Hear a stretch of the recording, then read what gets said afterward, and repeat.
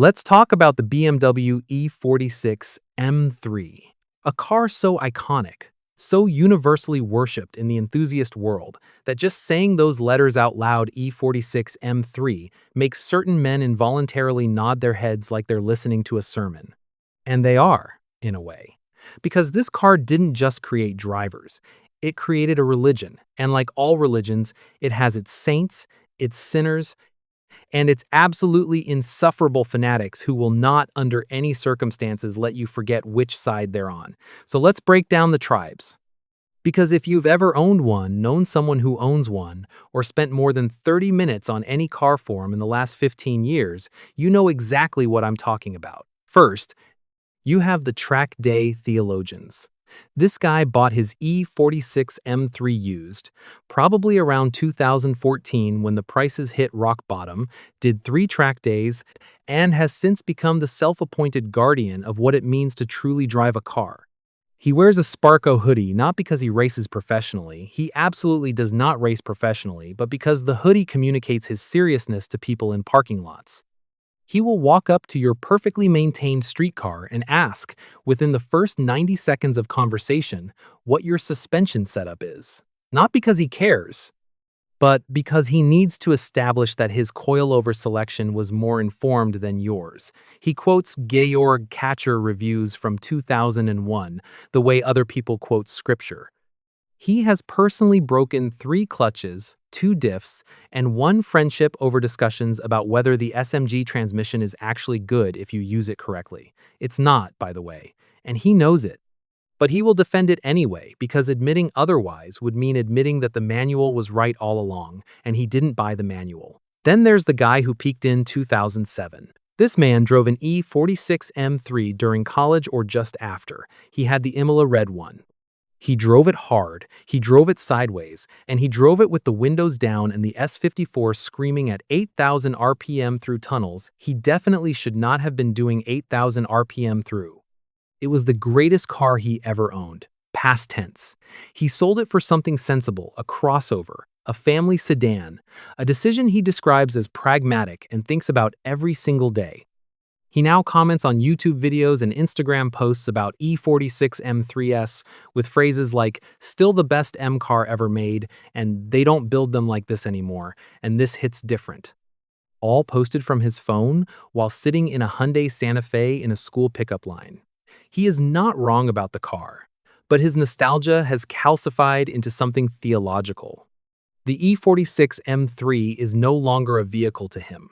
It is the last moment before everything got complicated. Next, the purist. The purist owns a manual. Of course he owns a manual. He will mention this within 15 seconds of any conversation that involves cars, and sometimes in conversations that don't. He has opinions about seating position, he has opinions about pedal spacing, he has opinions about the weight of the steering that no human being who is not also a test driver would have or need, and yet here they are. Fully formed, ready to deploy. He believes that driving an E46 M3 with an SMG is like listening to Beethoven through a Bluetooth speaker, technically the same notes, spiritually an entirely different experience. He is not entirely wrong, but he will also tell you this while eating a sandwich, making it somehow worse. His E46 is stock, completely, almost aggressively stock, because any modification would be a departure from the vision. Whose vision? Gerhard Richter's team in 2000. Men who are currently retired and definitely not thinking about this guy's brake pad choice. And then you have the polar opposite of the purist, the builder. The builder bought his E46 M3 specifically because it was, in his words, a blank canvas. He has since done the following, in no particular order: stripped the interior, installed a roll cage that makes it legally undrivable on the street in most states, fitted a standalone ECU, rebuilt the S54 to a specification that the original engineers would find both impressive and upsetting, and deleted every single comfort feature, including the cup holders, because apparently cup holders add weight. He has invested somewhere between $30,000 and $60,000 into a car he bought for $12,000. He is currently negotiating with his wife about whether the car can be stored in the garage through winter or whether it needs to go to a unit. It is going to a unit. His car is genuinely fast now. Genuinely. but it is also genuinely terrible to live with, and somewhere in his heart, which has been hardened by years of stripped bolts and skinned knuckles, he knows this. Then we have the one who bought it as an investment. We need to talk about this person, because around 2018, something shifted. The E46 M3 started appreciating. And suddenly, a new buyer appeared. This person is not a car person. This person is an asset person. He read an article about the E46 M3 on a finance blog sandwiched between content about Rolex Submariner appreciation and mid-century modern furniture. He bought a low-mileage example, put it in a climate-controlled garage, and has driven it fewer than 300 miles in 3 years. He does not know what the S54 sounds like at Redline. He does not need to know.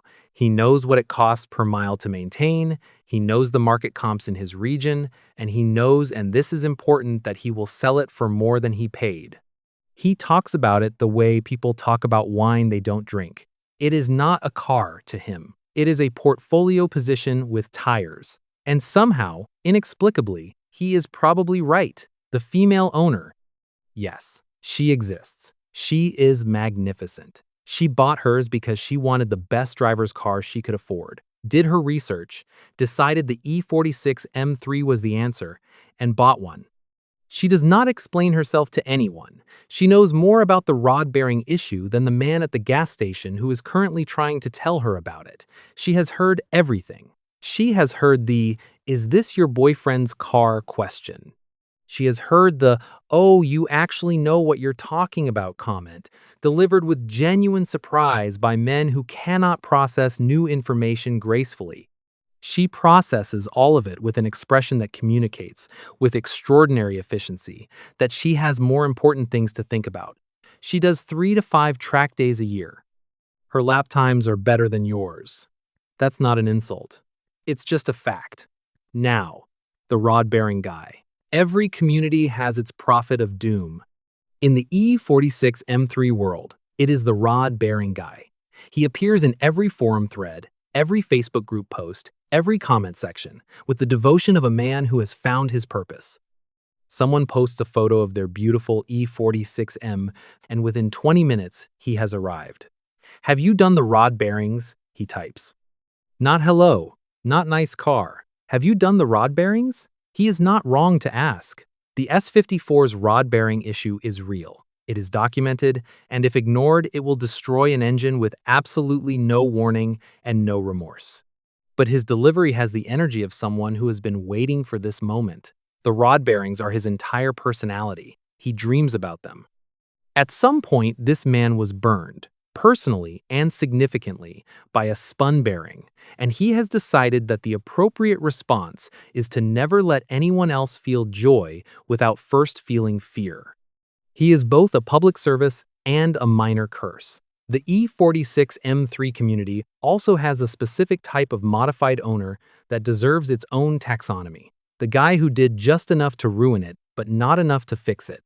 He bought it slightly neglected, put on some aftermarket wheels that are almost the right fitment, lowered it on springs instead of coilovers because springs were cheaper, installed an exhaust that sounds aggressive in a way that is charming for approximately 4 minutes, and then starts to become a health concern at highway speeds, and added a short shift kit that has made every gear change feel like passing a kidney stone. His car is simultaneously worse than stock in every measurable way, and he is completely delighted with it. He is, against all logic, probably having more fun than anyone else on this list.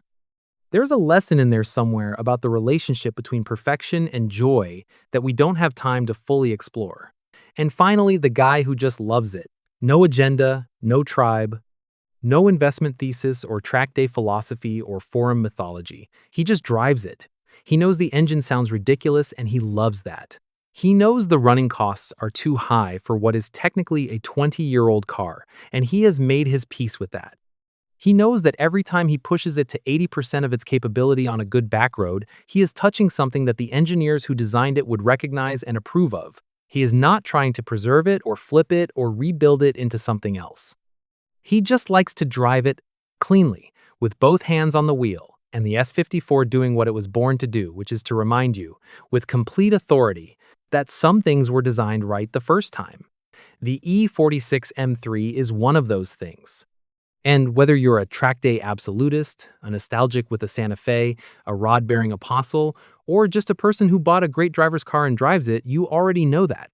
That's why you're watching this video. That's why you're nodding right now. And that's why whenever you see one on the road, you slow down just a little bit. Because some cars don't just move through traffic, they move through time,